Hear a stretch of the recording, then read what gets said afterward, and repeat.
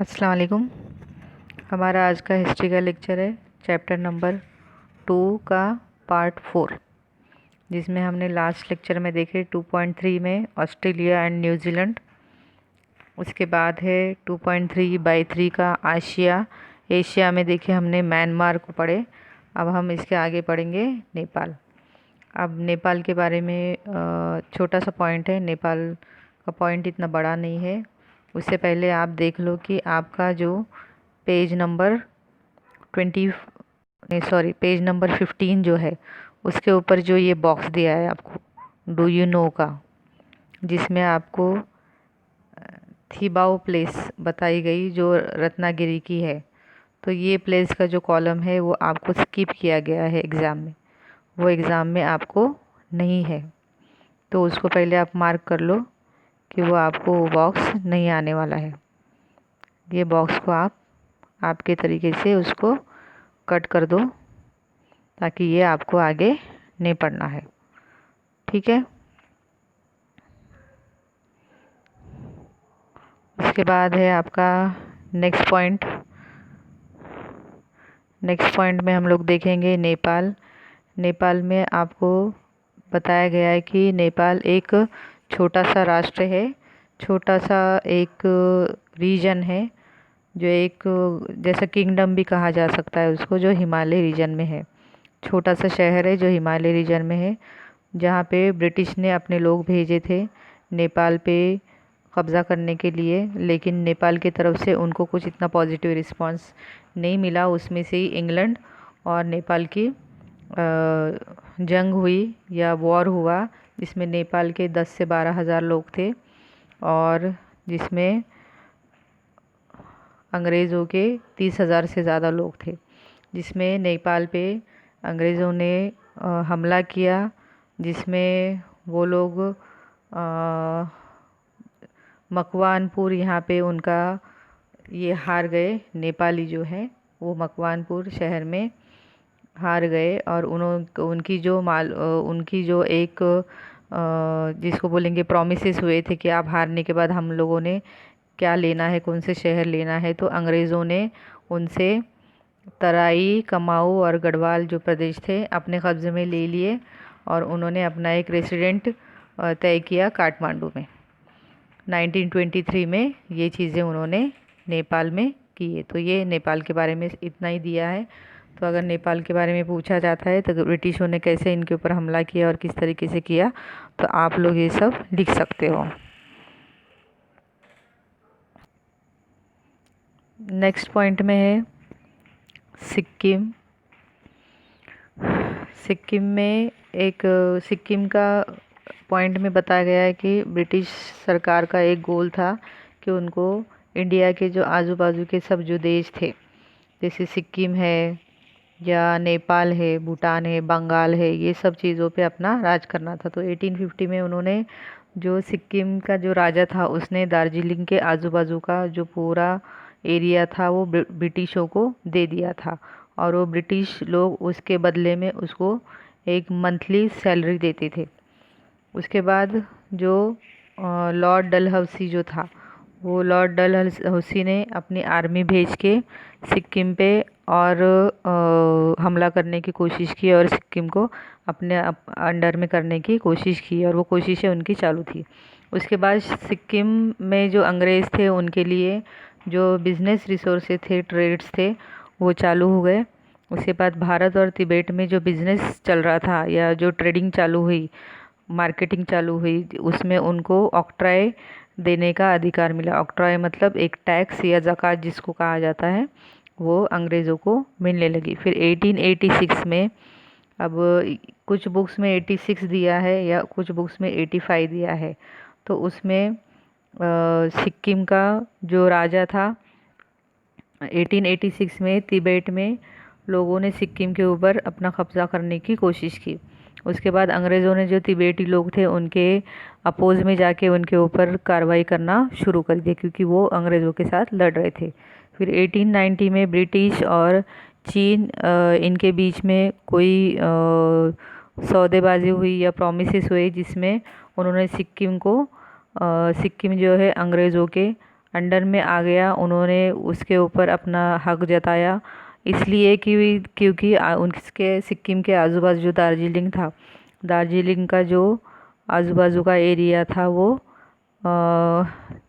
T का area था, जिसमें चाय की पत्तियाँ, चाय के बागान और चाय की खेती होती थी। तो इसलिए उन लोगों ने उसके ऊपर अपना होल्ड बनाए रखने की कोशिश की। उसके बाद उन्होंने सिक्किम को एक सेंटर पॉइंट था, उसको बफर जोन बनाया और वहाँ पे अपना गवर्नमेंट एक्टिविटीज़ चालू करके अंग्रेज़ों ने उसको अपने कब्ज़े में लेने की कोशिश की। उसके बाद सिक्किम एक इंडिपेंडेंट स्टेट बोल के उन्होंने स्टार्ट किया था उसको। लेकिन उसके बाद 1975 में सिक्किम के लोगों में जो वोटिंग हुई, वो वोटिंग होने के बाद उसको इंडियन रिपब्लिक स्टेट बनाया गया और अभी वो कॉन्स्टिट्यूंट के स्टेट में इंडिया एक फेडरल राज्य या फेडरल स्टेट बोल के बताया जिस जिस जाता है, जिसमें Sikkim become a constituent state in the Indian federal में आता है। इसलिए सिक्किम को इस तरीके से अलग से एक स्टेट का जो ओहदा देना चाहिए था वो उन्होंने देने की इसमें कोशिश की है।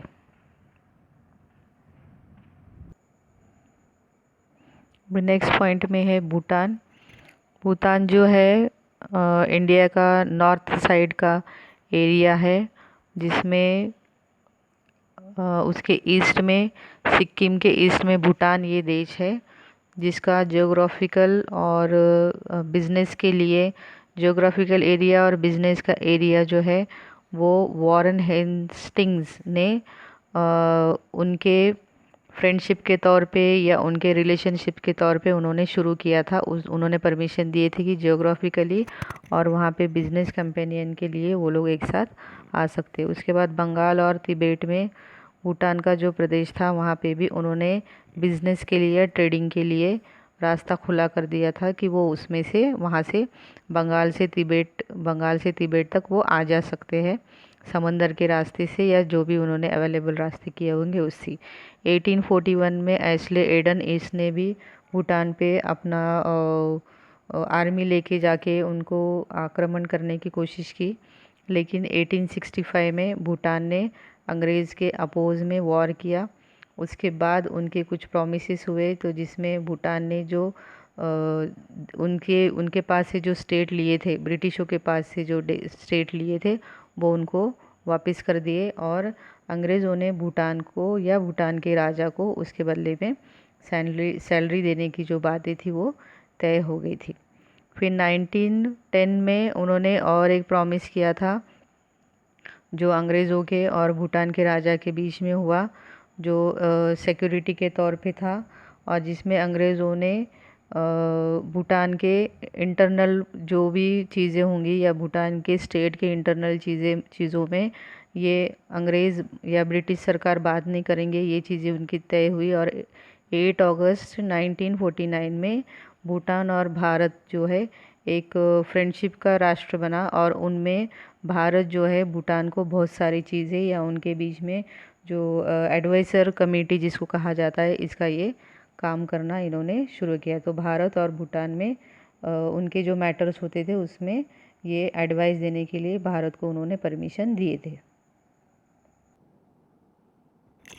नेक्स्ट पॉइंट में जो है तिब्बत का पॉइंट आ रहा है। तिब्बत में दलाई लामा के अंडर में तिब्बत था, जिसमें रशिया को एक साथ लेते हुए या उसके साथ मिलके तिब्बत का जो बिज़नेस था उसको हासिल करने की कोशिश अंग्रेज़ों की थी। अंग्रेज़ों की नज़र थी कि तिब्बत में जो भी ट्रेड्स हो रहे उसको हम बढ़ाएंगे और अपने अंडर में कर लेंगे। जब लॉर्ड कर्जन के टाइम पे अंग्रेज़ों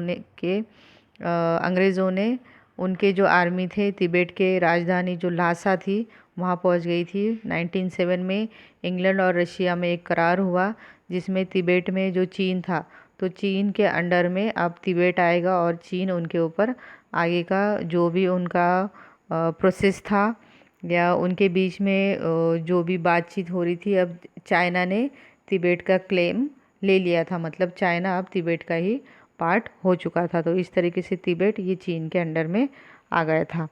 फिर नेक्स्ट पॉइंट में देखेंगे हम,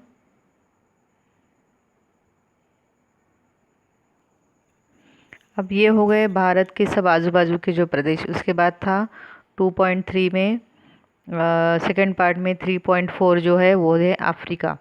अफ्रीका जो एक यूरोपियन ट्रैवलर ने अफ्रीका खंड में ये पहुंचा था, जिसने ये जगह देख ली थी। अफ्रीका जो टेरिटोरियल एरिया था, जिसमें बहुत बड़े बड़े जंगल थे, बहुत बड़े बड़े नदियाँ तालाब थे, फिर बहुत सारा दलदल था, फिर बहुत सारी जिसको हम बोलेंगे कि डेजर्ट एरिया भी था अफ्रीका में। तो ये सब चीज़ों से भरा हुआ अफ्रीका था। अलग अलग हिस्सों में अलग अलग चीज़ें उनको दिखी, जो ये यूरोपियन लोगों के लिए नया था। उसके बाद बेल्जियम का राजा जो था दूसरा लियोपोल्ड, जिसको कहा है, उसने कांगो पे अपना होल्ड बनाया था। 1876 में ब्रुसेल्स में एक उन्होंने असेंबली भराए थे, जिसमें यूरोप के जो ज्योग्राफी की स्टडी करने वाले जो लोग हैं और उनके रिसर्चर जो थे वो आए थे, जिन्होंने अफ्रीका में अपना बहुत सारा नॉलेज बांटा। और वहाँ पे एक असेंबली भराई गई थी जिसका नाम था International Association for the Explanation and the Civilization of the Central Africa. ये नाम की ये जो इंस्टीट्यूशन था, वहाँ पे ये असेंबली थी, जिसमें अफ्रीका को अफ्रीका से रिलेटेड या उससे अगर कुछ सोचा जाता है तो उससे रिलेटेड हमको कौन से पॉइंट मिल सकते हैं या कौन सी चीज़ें हम लोग हासिल कर सकते हैं, ये चीज़ों पे यहाँ पे विचार विमर्श हुआ था। 1884 में बर्लिन के यूरोपियन जो राष्ट्र थे वहाँ पे भी एक असेंबली भराई गई थी, और वो असेंबली में जो यूरोप के राष्ट्र के जो लोग थे उन्होंने ये बातचीत के लिए एक साथ आए थे कि अफ्रीका जो प्रदेश है उसमें किस तरीके से हम वो वहाँ जो अफ्रीका है किस तरीके से बांट के ले सकते या किस तरीके से उनका हम डिस्ट्रीब्यूशन कर सकते थे, क्योंकि वहाँ पे टेरिटोरियल एरिया था जिसमें बहुत सारी चीज़ें उनको अलग अलग हिसाब से दिखने वाली थी। तो इस तरीके से उन्होंने ये उनकी सब चीज़ें बर्लिन में हुई थी। 1884 में बर्लिन में उन्होंने यूरोपीय राष्ट्रों के साथ मिलके अपना एक असेंबली भराई थी। तो उसमें उन्होंने सोच लिया था कि अफ्रीका को हम किस तरीके से अपने हाथ में ले सकते थे। ये चीज़ ये 1884 में हुई थी। नेक्स्ट फिर इसके बाद उन्होंने बर्लिन में जो कॉन्फ्रेंस हुई उसके बाद उन्होंने कांगो पे अपना हमला बताया। कांगो को एक फ्री स्टेट बोल के उन्होंने बता दिया गया। उनके अंडर में अफ्रीकन कॉलोनीज़ भी बनाए, जिसमें ये जो नेचुरल रिसोर्सेज तो उनके पास थे ही। अफ्रीका अगर हमने देखा अभी कि अफ्रीका में कॉलोनीज़ आराम से बसा सकते थे, क्योंकि वहाँ पे जो ज़रूरतें जो रहती है ह्यूमन बींग के लिए वो सब अवेलेबल थी। फिर यूरोप के जो लोग थे उन्होंने यहाँ पे आके अपना राष्ट्र बसाने की कोशिश की, और इसमें असेंबली भी करने का उन्होंने कोशिश हुई, असेंबली करने की भी कोशिश हुई, जिसमें जॉर्ज टॉपमन गोल्डी जो था इंग्लैंड में यूनाइटेड अफ्रीकन कंपनी इसने बसाई, जिसमें इंग्लैंड ने अपने नाइजीरिया से अपना बिजनेस ट्रेड शुरू किया, जिसमें अंग्रेज़ों ने वो कंपनी अपने हिस्से में ले ली या इसके ऊपर अपना कब्ज़ा कर लिया। और नाइजीरिया भी अंग्रेज़ों ने नाइजीरिया का जो कॉलोनीज थे वो भी अपने अंडर में कर लिए। फिर जर्मन में, मतलब देखो यहाँ तक सब यूरोपियंस ने ही अपना पूरा हमला हर जगह पे ज़्यादा से ज़्यादा दुनिया पे करने की कोशिश की है। जर्मनी का वो चांसलर जो था बिस्मार्क, इसने 1883 में जो अफ्रीका में जो जर्मन की टोगोलैंड ये पहली जो कॉलोनी थी वो बसाई थी। किसने? जर्मन चांसलर बिस्मार्क, इसने 1883 में पश्चिम अफ्रीका में जर्मन की टोगोलैंड जो एक कॉलोनी थी वो बसाई थी, और वहाँ पे अफ्रीका और कामरून ये जो जर्मन के जो कॉलोनीज़ थे ये भी इसने वहाँ पे बसाए थे। फिर सेनेगल, गाम्बिया और कोंगो ये जो था, ये जो प्रदेश थे उसने फ्रांस ने अपने अंडर में ले लिए। 1883 में आइवरी कोस्ट यहाँ पे फ्रांस ने अपने कॉलोनीज़ बनाए। पुर्तगाल के जो ताबे में दोहेमो, ये जो था अफ्रीकन प्रदेश, इसके ऊपर भी फ्रांस ने अपना हक जताया, उसके ऊपर अपना होल्ड लिया। फिर फ्रांस ने 1914 में अफ्रीका का जो सहारा डेजर्ट था उसके पश्चिम की तरफ आइवरी कोस्ट जो था, और फ्रेंच का जो गिनी जो स्टेट था उसके ऊपर भी अपना ताबा बताया या अपना होल्ड बताया हुआ है।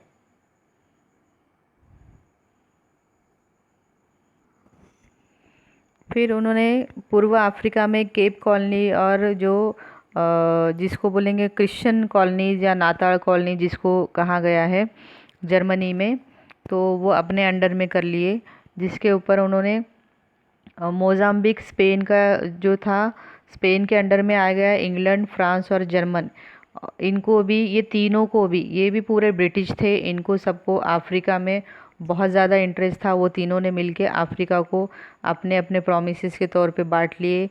झांजीबार जो था, बार का जो सुल्तान था झांजीबार, उसको पेम्बा बेट, और जो पूर्व अफ्रीका का जो कॉर्नर का हिस्सा था, समंदर का हिस्सा, उन्होंने वो देने का उन्होंने उसको वादा किया।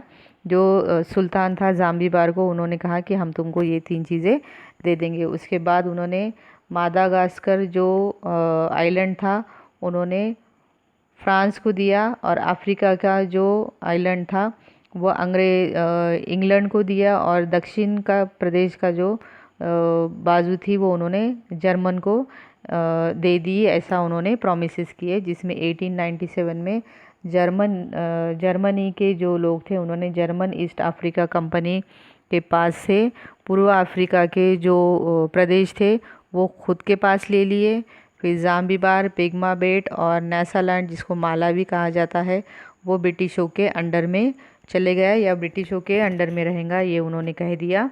और इंग्लैंड के अंडर में एक ब्रिटिश इंडिया अफ्रीका नाम का एक प्रदेश आ गया, ब्रिटिश इंडिया अफ्रीका नाम से, कि जो इनके अंडर में ही रहने जाने लगा। मतलब इस तरीके से इन्होंने अफ्रीका को 3 लोगों ने 3 तरीके से अपने अपने अंडर में लेके उसके ऊपर अपना कब्ज़ा कर लिया था।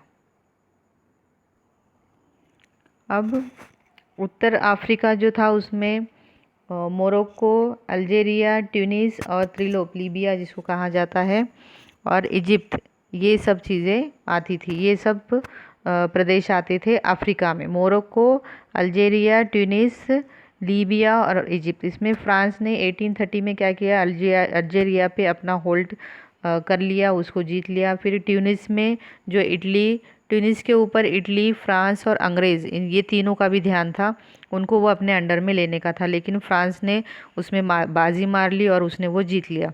फिर तुर्की का जो सुल्तान था उससे ट्यूनिस जीत के उन्होंने ले लिए। उसके बाद फ्रांस ने मोरक्को अपने ताबे में ले लिया। फिर इटली ने त्रिपोली और साइरेनिका जीत लिया।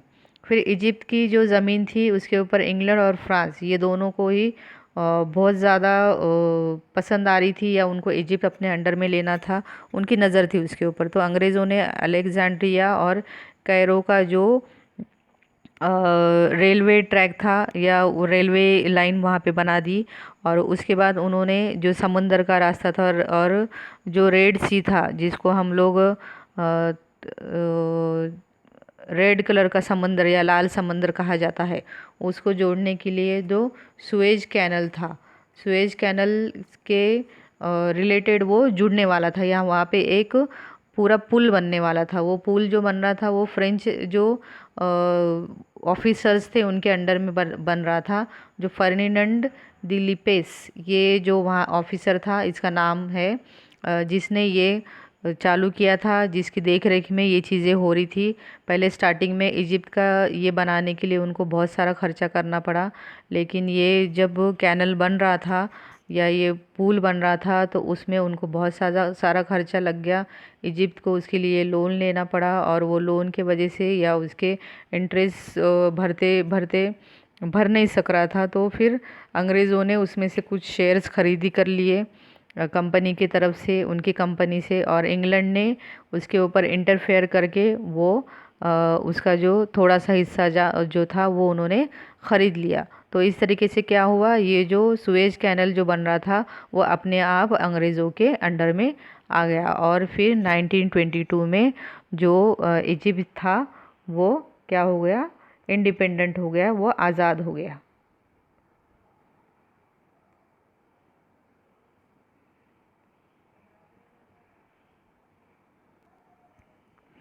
उसके बाद सूडान, ये सूडान जिसको हम सूडानी जिसको कहते हैं, या सूडान जो प्रदेश था वो इजिप्ट के साउथ में था, जो इजिप्ट के अंडर में था। फिर इजिप्ट ने उसके अंडर में लेके इंग्लैंड ने भी सूडान पर अपना हक जताया। फिर सूडान के जो प्रॉपर के जो लोग थे वो अंग्रेज़ों को या इंग्लैंड को अपोज कर रहे थे या उनके विरोध में बैठ गए थे, लेकिन वहाँ की जो आर्मी थी उन्होंने उसको नज़रअंदाज करते हुए इंग्लैंड ने क्या किया, युगांडा और सूडान जो था उसके बीच में एक रेलवे ट्रैक बना दिया, ताकि उनके बिजनेस के लिए आने जाने के लिए सहूलत हो और वो सब देश एक दूसरे के ऊपर डिपेंड हो। मतलब इस आइडिया से क्या होता है, देश एक दूसरे से जुड़ जाते हैं, एक दूसरे के अंडर में अपने आप आ जाते हैं और एक दूसरों की ज़रूरत उनको पड़ जाती है। तो ये चीज़ उन्होंने करके रखी।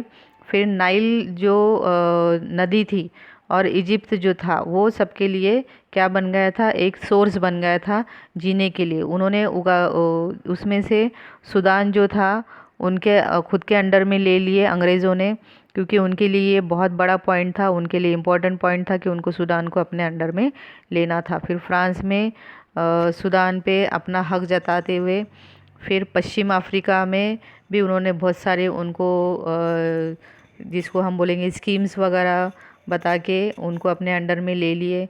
फिर जो प्रॉपर के जो लोग थे वो उसके अपोज में बात कर रहे थे, लेकिन उनके ऊपर एक्सप्लॉयटेशन करके या उनको डरा के धमका के उन्होंने अपने अंडर में उनको कर लिए थे। फिर अफ्रीका में दक्षिण साउथ अफ्रीका के साइड में जो केप कॉलोनी और जो क्रिश्चियंस या नाताल जो कॉलोनी हमने पढ़े, जिसमें ब्रिटिशों का हक था, ब्रिटिशों के अंडर में थी, तो उसमें ऑरेंज फ्री स्टेट और ट्रांसवाल ये जो प्रदेश थे ये डच लोगों के अंडर में चले गए।